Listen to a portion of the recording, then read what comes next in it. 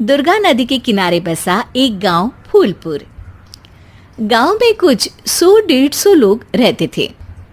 अंजलि, जो कि पास ही के जिले में रहती थी और 12वीं पास कर चुकी थी, उसके पिताजी ने बेटी को जल्दी विदा करने के लिए उसकी शादी फूलपुर गांव के मुकेश से करवा दी थी। मुकेश कभी स्कूल नहीं गया था और इस कारण वो पढ़ा लिखा नहीं था और बाकी गांव वालों की हालत भी मुकेश जैसी ही थी। मुकेश के घर में उसके माता पिता भी रहते थे। सासू माँ, मैं बाहर मंदिर तक जा रही हूँ, आधे घंटे में आ जाऊंगी। अरे अभी कहीं जाने की जरूरत नहीं है, चुपचाप जाके रसोई में रात के खाने की तैयारी करो। और ये घूंघट क्यों हटा लिया है तुमने? क्या पता नहीं कि इस गांव में औरतें बिना घूंघट के नहीं रहती? रात में अंजलि छत पर जाकर अपनी मम्मी से बात कर रही होती है। तभी गांव की 3-4 औरतें उसे देख लेती है और दरवाजे पर आकर उसकी सास से शिकायत करने लगती है। और क्या हुआ? अरे छत पे तो देखो, आपकी बहू मटक मटक के किसी से फोन पर बात कर रही है। दिन भर फोन पे लगी रहती है। अरे कल तो मंदिर के पास वो क्या कहते हैं, सेल्फी ले रही थी। शहर की बहू रखना अच्छा शान की बात है, पर देखना इसके लक्षण से ये तो तुम्हारे परिवार को बदनाम ना कर दे। ये पहली बार नहीं था जब सास से गांव के लोगों ने अंजलि की बुराई या शिकायत नहीं की हो। अब तो ये रोज की बात थी। अंजलि ये सब सुन लेती है। जब वो नीचे जाती है तो मुकेश भी वहां आ जाता है। सास कहती है, बेटा, लोग घर आकर शिकायत करने लगे हैं बहू के कामों की। देख लो, पति हो, संयम से रखो इसे। माँ जी, मैं तो अपनी माँ से बात कर रही थी क्योंकि यहाँ कोई बात करने लायक ही नहीं है और अब मैं माँ के पास ही रहूँगी। वहाँ क्या रहना, वहाँ बाहर के लोग तो ठीक है पर घर के लोग भी इज्जत ना दे सके। अरे नहीं नहीं अंजलि, ऐसा नहीं है, धीरे धीरे सब ठीक हो जाएगा, तुम फिक्र ना करो। अरे बस कुछ बोलना ही नहीं है, सर पे चढ़ा रखा है बहू को। सास मुकेश की नरम बात सुन के वहां से मुंह चढ़ाकर चली जाती है। मैं तो कहती हूँ हम दोनों शहर चले जाते हैं। मैं पढ़ी लिखी हूँ, मुझे वहाँ नौकरी भी मिल जाएगी और थोड़े दिनों में आप भी वहाँ कुछ काम ढूंढ लेना।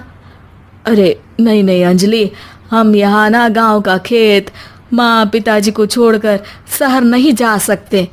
माँ पिताजी को कैसा लगेगा और गांव वाले क्या सोचेंगे? ये कहकर मुकेश सोने चला जाता है और अंजलि की गांव वालों द्वारा बुराई का सिलसिला बहुत दिनों तक चलता ही रहता है। लेकिन अंजलि गुस्सा ना दिखाते हुए समझदारी से काम लेती है। बारिश का मौसम चालू हो जाता है। जोरदार बारिश से पूरे गांव में हाहाकार मच जाता है। दुर्गा नदी में बाढ़ आ जाती है और बाढ़ का पानी पूरे गांव की फसल तबाह कर देता है। फसल की ये हालत देखकर गांव वाले निराश हो जाते हैं और बात तो यहाँ तक पहुँच जाती है कि कुछ लोग तो अंजलि को इस सब का दोषी ठहरा देते हैं। अरे पूरी फसल तबाह हो गई, पता नहीं किसकी नजर लग गई है। अरे जब से चौधरी परिवार में ये शहर की बहू आई है ना, तब से ही गांव की शांति चली गई है। इसके कर्म कांड से माँ दुर्गा नदी भी खुश नहीं है। ये सब सुनकर बेचारी अंजलि रोते हुए अपने घर चली जाती है। कुछ दिन बाद सभी गांव वाले अपनी फसल का मुआवजा लेकर अपने अपने घर आते हैं। मुकेश भी 1500 लेकर आता है। अंजलि को जब पासबुक दिखाता है तो अंजलि हैरान हो जाती है। अरे, ये पासबुक में तो उन्होंने 4000 की एंट्री करी है और आपको सिर्फ 1500 दिए। सच में? अरे, वो सरकारी अफसर आपको बेवकूफ बना रहे हैं। सरकार की तरफ से हमें 4000 मिले हैं लेकिन बाकी का सारा पैसा खुद ही खा रहे हैं। आप लोग के अनपढ़ होने का फायदा उठा रहे हैं। ये सब सुनकर मुकेश परेशान हो जाता है लेकिन अंजलि उसे हिम्मत से काम लेने को कहती है और सुबह होते ही मुकेश को पंचायत कार्यालय ले जाती है और साथ में गांव के और लोगों को भी। आप सरकारी बाबू क्या गांव के लोगों को बेवकूफ समझते हैं? आपको क्या लगता है ये पढ़े लिखे नहीं है तो आप कुछ भी मनमानी करेंगे?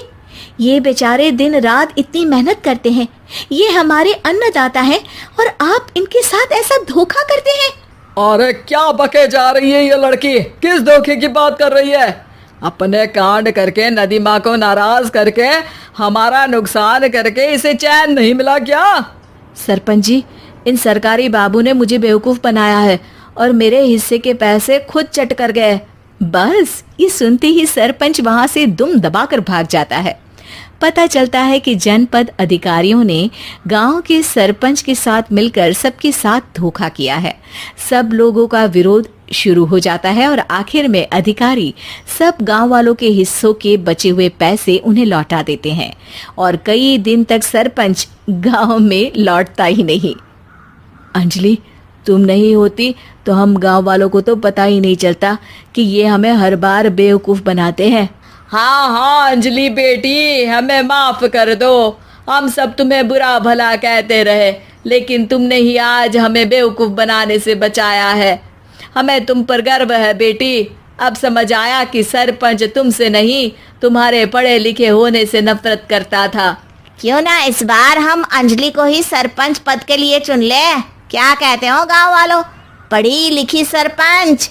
बस पूरा गांव अंजलि के लिए ताली बजाता है और अंजलि की सास उसे खुशी से गले लगा लेती है।